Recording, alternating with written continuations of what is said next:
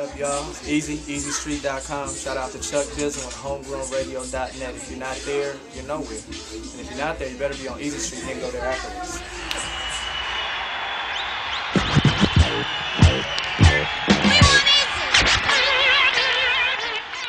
It just gets the wrong precedence nowadays. It's like you're a blogger, it's like you're automatic hip-hop hater. Like Right. you put stuff up just to tear it down. Right. You know, and that's what a lot of blogs have become. Like, oh, okay, yeah, I put that up.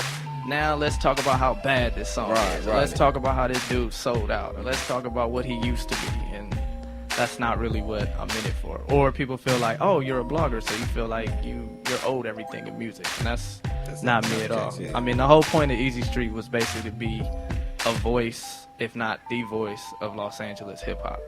And just the lifestyle, the culture, even outside of hip-hop, from a hip-hop head's perspective. Like, you know, there's nothing wrong with going to a nice restaurant. There's nothing wrong with copping some new kicks. Right.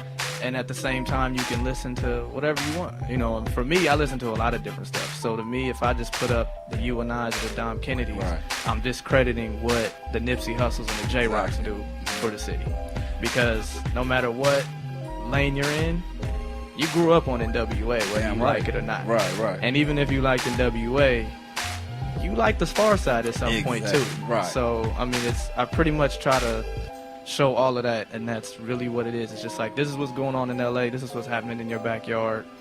Embrace it, appreciate it, pick what you want. You know, I'm not the one on there that's like, you have to like this song and you don't have to like that. You know, it's really what it should be for the people to decide. And that was really one of my aims when I went in with it, was the fact that the city itself has so much to offer. And like, my biggest problem, well, I guess when I created it kind of was, I was looking at like the Now Rights and a lot of the hip hop sites, and there's no knock to them, but it was like, there were people on there who I felt were as talented or weren't as talented as some of the people right here in our backyard. Right. And LA tends to not jump on something until it blows up. Right. You know, like, I used to tell people about You and I, Pac Div, Diz, all these people all the time. And as soon as people started seeing them on MTV, then I started getting phone calls like, yo, can you get me in the show? Wow. Hey, you know El Prez, you know Tehran? Right, and I'm right. like, this person I was telling you about? Yeah, 08, 07, exactly. as early as 05 for some of these people. So it was kind of like, hey, why don't you pay attention to what's going on out here? You know, there's no knock to anybody that you were seeing on this side and that side, but there's a dude by the name of Murs who's been doing it for this long. There's a new dude, you know, Diz Gabron, who's been doing it, and he makes music as good or better than the stuff that you're jocking because this website told you this is the cool thing for today. So that was really a lot of where it came from. And if I didn't shout them out, it would be wrong. But one of the main reasons why Eazee Street started, the people who said you should go ahead and do it, is Chris Focus and You and I. Okay. And if it wasn't for those three, you probably wouldn't have an EazeeStreet.com right now. As like our community, the minority community, it's very important for us to have our own businesses, our own ways of making income and sharing that income as well with each other. So to see these artists putting out their own stuff, shooting their own videos, you know, pressing up their own stuff, it's all an entrepreneur type of way of doing stuff. And in the long run, it's only going to help you, because even if you end up being on the label and somebody's telling you what to do, you gain that experience of what you can do business-wise. Right. So that's a lot of what I am glad to see. That's probably the best question so far. It's real interesting. Like, a lot of the people who are up now, it's actually been more of a personal interaction. And I mean, that goes a long way, like, in whatever you do. It's like the relationships you build, Very networking. important. And it's not necessarily that you have to know me for me to post it, but it's kind of like once you kind of meet somebody, you get a vibe, and you kind of see, you know, where they're coming from, how serious they are with it.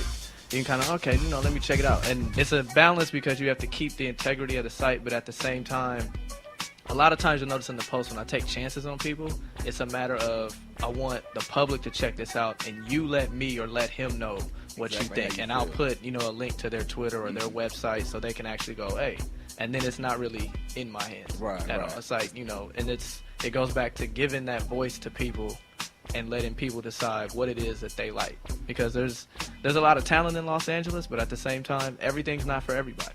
And I can't make everybody listen to everything. You know, there's going to be people who listen to Glasses and Nipsey and be like, I'm not messing with anybody that wears skinny jeans. Right. You know, and like before you even listen to a Pac Div or you and I, you've already written them off because of how they look. Sample, you know, and a lot of people even wrote Drake off, and then Nipsey did a song with Drake, and everybody was like, "Oh, this is so cool!" Like, "Oh, Drake is cool too," you know, cool or now. vice versa. You know, people go, "Oh, I can't mess with gangster rap. Like that's dead. It's so old, whatever." And then you hear Nipsey with Drake, and all the people that were against gangster rap, well, I like Nipsey. Though. Yeah, he's cool.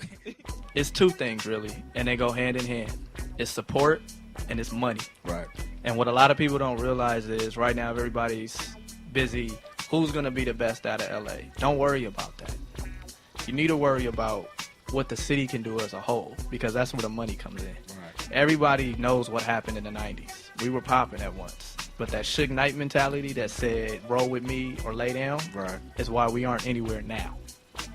And if we don't get on that level where we can be about the city and we can be about putting everybody up on there, they're going to keep looking like, at some point they're going to fight. I'm not going to fund it. Right. And right now we're getting a lot of the notoriety because people are seeing stuff like, damn, you know, there was a show in the Roxy and it was like Kendrick Lamar, Pac Div, El Prince. It was, you know, it was all these people from LA. No fights, big crowd, and it's like, okay, cool, but they need to see something like that all the time. It's like, it's weird that we have to go out of the city to get that level. You come back and everybody knows you.